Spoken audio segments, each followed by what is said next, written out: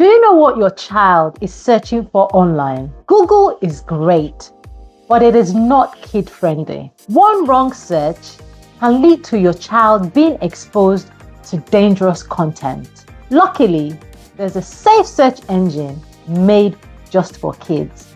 It's called Kiddle. Let's check it out. Kiddle is a kid-friendly search engine with extra filtering to block inappropriate content. Now, let's walk you through how to use Kiddle. Open your browser and go to kiddle.co.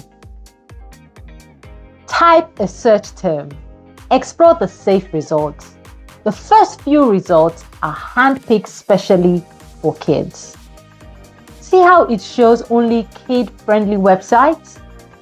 Kiddle isn't just for searches. It also has safe images, videos, and facts for kids. If you want a safer internet experience for your kids, here's why Kiddle is a must. There's no inappropriate data or results. However, I did notice limited sponsored ads in searches. Kiddle prevents access to dangerous websites. Kiddle is safer than Google because it has strict content filters which removes unsafe websites. No personal data is collected, so it protects your kids' privacy. It has big fonts and colorful layouts designed for easy reading.